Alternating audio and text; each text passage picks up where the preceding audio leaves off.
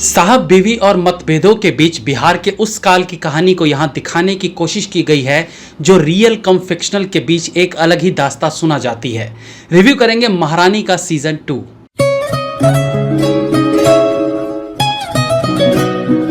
महारानी के सीजन 1 को देखकर पूर्णतः यह अनुभूति हुई थी कि लालू यादव और राबड़ी देवी की यह कहानी है, जहां नीतीश कुमार के साथ साथ नाम बदल बदल कर कई नेताओं को दिखाया गया जो बिहार की राजनीति में उस वक्त सक्रिय थे। कहानी क्योंकि राबड़ी देवी यानी लालू यादव की पत्नी के पॉइंट ऑफ व्यू से दिखानी थी, तो जाहिर बात है राबड़ी देवी जिन्हें सीरीज में रानी भारती नाम दिया गया है, उनकी कहानी उनके सीन्स को प्राथमिकता देनी थी और दी भी गई। देखिए, जब भी एक सच्ची घटना पर आधारित फिल्म या वेब सीरीज बनती है तो उसे देखने के दो नजरिए होते हैं।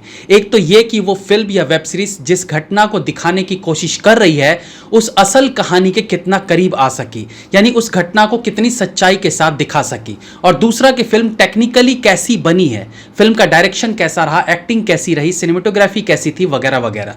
तो पहले रियलिटी के करीब पर बात करते हैं। इसके पहले सीजन की बात करें। अच्छा, आपको भी लग रहा होगा कि ये रिव्यू सेकंड सीजन का है तो फर्स्ट सीजन पे बात क्यों हो रही है। दरअसल इस सेकंड सीजन पर चर्चा करने के लिए पिछले सीजन के कुछ पॉइंट्स पर डिस्कस करना जरूरी है।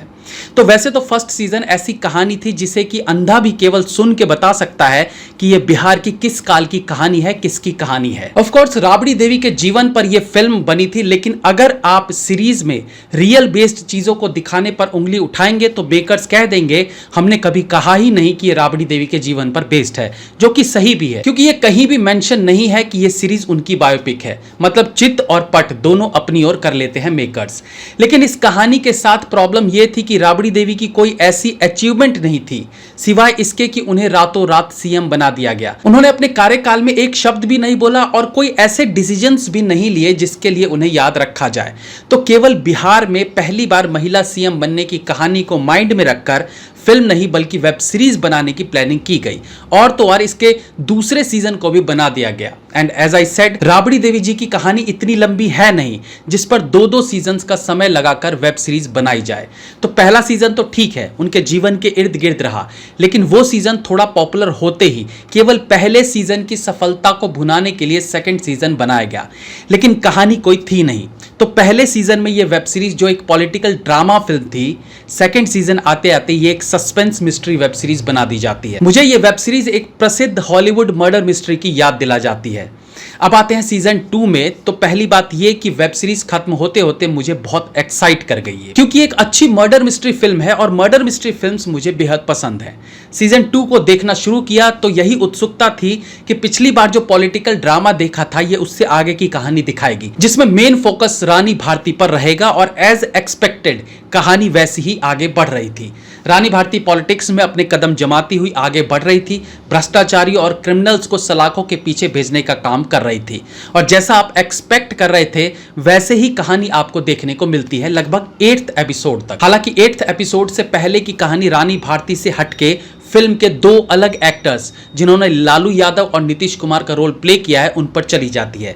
बीच में तो लगने लगता है फिल्म का नाम महारानी गलत ही रख दिया गया, क्योंकि महारानी तो ड्रामे से बाहर हो चुकी हैं। अब थोड़ा डिटेलिंग में चलते हैं। पहली बात तो रानी भारती यानी हुमा कुरैशी का जिस प्रकार से चित्रण किया गया है उसमें खामियां देखी जा सकती है। पहले सीजन में वो नई नई सीएम बनी थी, गांव से आई थी, तो उनके रहन सहन में देसीपना छलकता था, तो वो एक्सेप्टेबल था। लेकिन सेकंड सीजन में वो परिपक्व सीएम बन जाती हैं, पूरी सत्ता हाथ में ले चुकी हैं, और उसके बाद भी सीएम की चेयर पर दोनों पैर रखकर बैठना, किचन में आटा गूंदना, खेत में फसल पे खुद कीटनाशक छिड़काव करना, चेयर पर खड़े होकर खुद बल्ब बदलना, ये सब इतना ज्यादा दिखाने लगे कि वो फेक लगने लगा। मतलब लगा जैसे फिल्म मेकर्स ने राबड़ी देवी के चित्रण सुनी सुनाई बातों से ही कर दिया हो। अरे वो सीएम है, माना गवार आई होंगी, लेकिन हमेशा वैसी ही नहीं रहेंगी।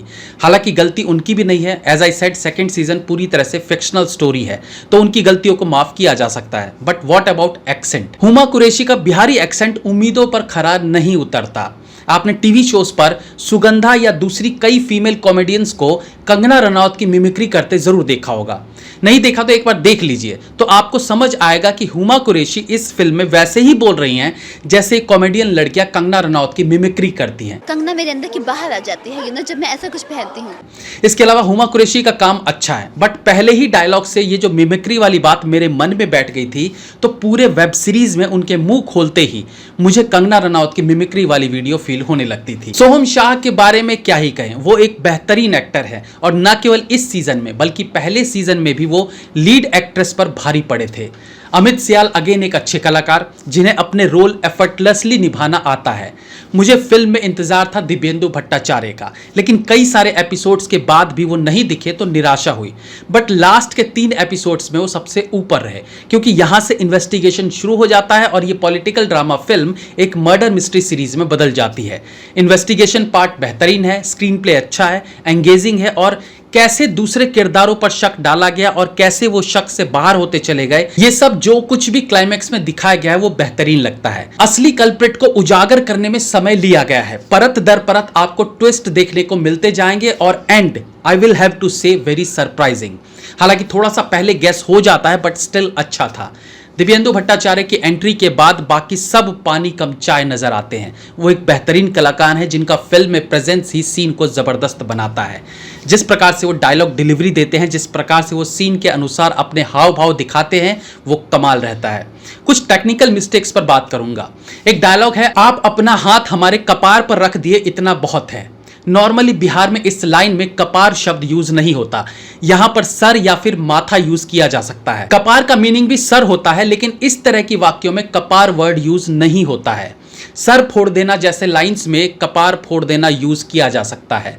इसके बाद एक न्यूज चैनल जब रानी भारती का इंटरव्यू करता है तो ऑब्वियस है रिपोर्टर के साथ कैमरामैन भी होंगे, लेकिन फिल्म वाले कैमरा के पॉइंट ऑफ व्यू से उस इंटरव्यू को दिखाया जाता है, जहां पर रिपोर्टर के साथ वाला कैमरामैन कहीं दिखाई ही नहीं देता। रिपोर्टर केवल माइक से इंटरव्यू कर रही होती है, क्योंकि इस इंटरव्यू को एक मास्टर शॉट में दिखाने की गलती कर बैठे डायरेक्टर, और उस मास्टर शॉट में भी कैमरामैन कहीं नजर नहीं आता जो उसके इंटरव्यू को शूट कर रहा होगा। बहुत बेसिक से मिस्टेक है। स्क्रीन प्ले डायलॉग में भी एक आध जगह प्रॉब्लम है। जब कोई रानी भारती को बताता है कि आपके पति ही षड्यंत्र के पीछे हैं, तो उस वक्त एज एन ऑडियंस सबको पता रहता है कि पॉलिटिक्स में सक्रिय होने के लिए उन्होंने ऐसा किया होगा। बावजूद इसके रानी भारती पूछती हैं उन्होंने ऐसा क्यों किया। उनके ये बोलने से पहले ही मैं ये सोचने लगा था कि बस रानी भारती ये ना बोले कि उन्होंने ऐसा क्यों किया, लेकिन उन्होंने बोला और ये बचकाना चीज थी जो अंडरस्टूड था। जब आपको और मुझे समझ आ गया तो फिल्म में जिस कैरेक्टर को इतने दिन से सीएम बनाया हुआ है उसे समझ आ जाना चाहिए। रिव्यू थोड़ा लंबा हो गया, क्या है कि कभी कभी बहुत सी चीजें मिल जाती हैं डिस्कस करने के लिए। डायरेक्शन अच्छा है वेब सीरीज का, खामियों को छोड़ दिया जाए तो भी ये one time watch web series जरूर है, और लास्ट के 3 एपिसोड्स का मर्डर मिस्ट्री आपको पसंद आएगा। मेरी तरफ से 3 स्टार्स और हाफ स्टार अच्छी मर्डर मिस्ट्री के लिए मैं अलग से दूंगा। Have a nice day.